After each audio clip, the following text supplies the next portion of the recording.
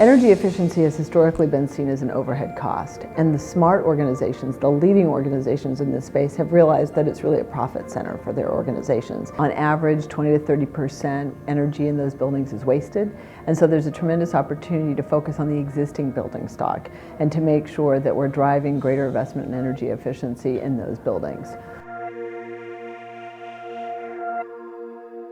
So the real question is, how can we raise awareness of the potential that energy efficiency savings can provide? And one of the main things that we have to do to bring this to scale is to really begin thinking on a portfolio-wide basis, to look at an entire population of buildings as opposed to just individual buildings one by one. Inevitably, when you look at the portfolio level, there are some buildings that will have better performance than others. And those lessons can be identified, they can be quantified, and then really pushed through the entire organization. What we're beginning to see in the marketplace is that public perceptions of the role of energy efficiency are beginning to change. Decision makers now are beginning to realize the impact that it can have on the valuations of their assets, that energy efficiency goes far beyond just thinking about the dollars saved from reduced energy use. With energy efficiency, you have to think about the value proposition going beyond just the cost. How does that affect the asset of the building? How does that affect the way people interact with the building? How tenants are going to perceive the building? What you see in many organizations is that the energy spend and the O&M spend are bifurcated. So one person is responsible and focused on energy. Somebody else in a different part of the budget is focused on O&M, even though much of that O&M might be directly related to activities that are consuming the energy. And when you put them together, you've got more dollars and a bigger economic impact that can be used to drive return on your investment and payback. As the market begins to mature, and I'd say we're in a process of maturing, that may switch more from market leader differentiation almost to like a risk.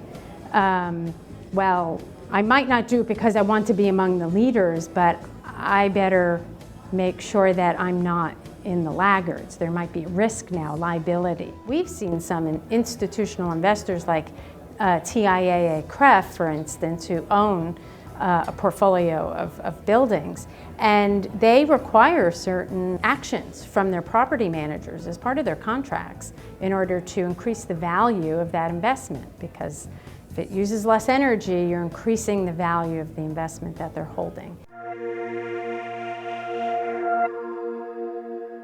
With smart metering and other technologies we have now, people have access to very large amounts of data, but data is not necessarily the same as actionable information.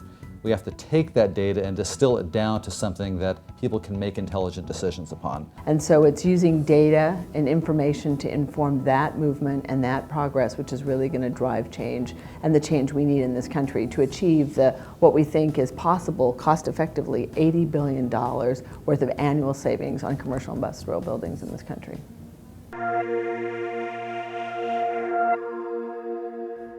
One of the goals of the EIU paper was to help us understand what types of public policies can really help encourage the types of investments that we're talking about here today. We believe that rating disclosure programs are a key foundational element of an effective policy to encourage energy efficiency investments, but they're only the starting point. If nobody's paying attention to their energy use, there's no way that it's going to start to reverse that trend. So energy benchmarking and disclosure is really the starting point. Once you have building owners' attention on that issue, you can direct them to all the incentives and tools that are available to them and start to push them beyond just getting to small reductions to some of those really innovative large-scale energy efficiency programs and products. The work we're doing through the Better Buildings Challenge of the Department of Energy is trying to answer just that question. What are these persistent barriers that exist in the commercial industrial real estate to greater energy efficiency? But really looking at energy efficiency in two very important ways. One is across an organization's portfolio, but also doing deep energy upgrades, not just focusing on lighting or different single measures. It shouldn't be about new buildings versus existing buildings, but the whole portfolio and the whole life cycle and how the performance goes from setting aggressive energy targets to begin with and making sure you get them when they are built and being operated. And I think you can accomplish that both addressing new and existing buildings as you focus on a portfolio-wide approach. GBPN has shown that we can reduce the energy use of the U.S. buildings to 60% below 2005 levels by the year 2050, simply by taking advantage of the best available technologies that are out there today. This doesn't require any new magical solutions or silver bullet.